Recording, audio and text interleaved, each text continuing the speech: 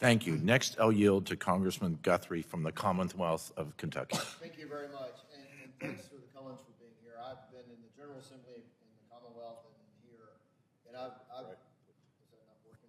I haven't seen, these lights aren't bright, so you can't tell if they're on or not. I've never seen legislation move quicker than when families get involved and tell their stories. So support you do that, and that's how your son lives on, and that's how you continue to make a difference. And thanks for willingness to do that. I kind of want to focus my questions more on technical moving forward. And I had Dr. Gupta, the head of drugs control policy, in Bowling Green. Actually, Senator McConnell had him there, and he met with our law enforcement officers. And I think he was really taken aback at how frustrated our law enforcement officers were. I mean, a good friend of mine, Tommy Loving, I call his name out because he's a good friend of mine. I had to calm him down a little bit. He started out with, "What in the world are you guys thinking up there?" And it starts with, we had a hearing here last year, a year before, and I can't think of the actual title, but I think it was a deputy of, I think, an officer of drug control policy. But the question was, why don't we do fentanyl as a class? Why do them individually as they appear upon the system, which you've talked about? And his answer was, and it's in transcript because this is incredulous that somebody from the Biden administration said this. He goes, "Well, what if somebody creates a fentanyl analog that's as safe as water? Do we want people to go to jail for selling that?" That actually was said in this hearing. And who's going to, and I don't know why they step away from this, want to be away from this and not move forward. And the other thing is, because it just seems self-evident. Your wife says, "Why do you have to keep going talking about this when it's self-evident?" It seems self-evident, but I was listening to an interview by Senator Booker from New Jersey who opposes this, and his argument was, well, because we have it temporarily scheduled, if scheduling the whole class of illicit fentanyl worked, why we're having such a problem now?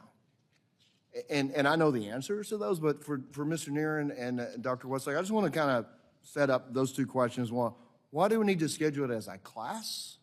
And why is it fallacy to do the other? I think you've sort of answered a little bit. But why is Senator Booker's statement wrong that obviously even temporary scheduling doesn't work, so why would permanent? I think it's the volume coming across the border is the problem. But I'm not going to put words in your mouth and let you. Exactly. So it's really a confabulation. So illicit fentanyl deaths have risen, but fentanyl-related substance deaths have ground to a halt, according to NIFLS. There's a GAO report that came out in 2021 that discussed this. And so when you look at what the intention of the bill was, so the fentanyl-related substance scheduling bill was very narrowly crafted. So there exists a body of research that tells chemical synthesis, that explains chemical synthesis for the structure-activity relationships. So all they have to do is look and see what different chemical they can add in the manufacture, and it's all clearly documented and delineated in the research.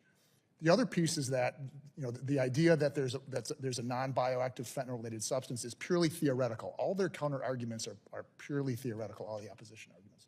There have been 36 fentanyl-related substances found. DEA has looked at 27 of them, and all of them are bioactive. Some of them are. There's one of them that's 7,000 times more potent than morphine. Okay, get us Mr. Neeren this. So I think we've got the Biden administration a little bit our direction, where they say, okay, we want to permanently schedule illicit fentanyl analogs, but not make them subject to the mandatory minimums. So how does that change the dynamic if they're not subject to the mandatory minimums? So, as you know, DEA is not involved in the legislation of sentencing guidelines, but what I would highlight is that the temporary scheduling is just that. And so when a new substance comes out, the burden and the onerous burden of proof on the government and on the prosecutor to prove, and I might be using the wrong term, I refer to it as the molecular structure of the compound of the fentanyl-related substance, is on the government.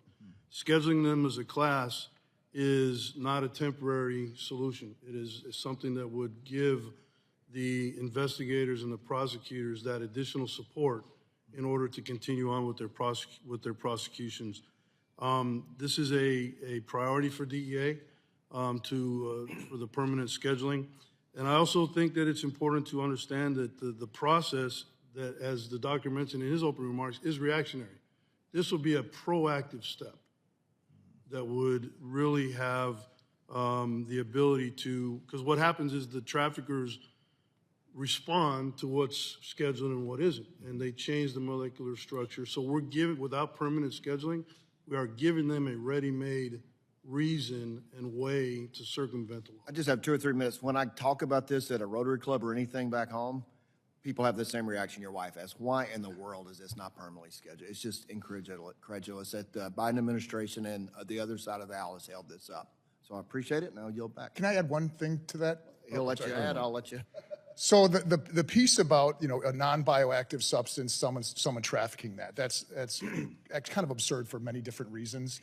All the fentanyl-related substances to date have been bioactive. They, you know, the cartels are not in the business of selling dud drugs. They're, you know, that's a bad business model for the cartels. And the legislation that is out there with the research accommodations has rapid descheduling in it. So if it's found, you know, if it's found that it is not inert, and not biologically active, then there's the ability with that, if that legislation were to pass, to completely stop that and reverse that and you know. So if they're selling water as packaged as fentanyl, we could deschedule that. It would be, yeah, automatically. What cartel would ever do that? Right. That was what was silly. It was Yeah. just absolutely embarrassing that the minister did that. But anyway, that's just my. Thank you. Next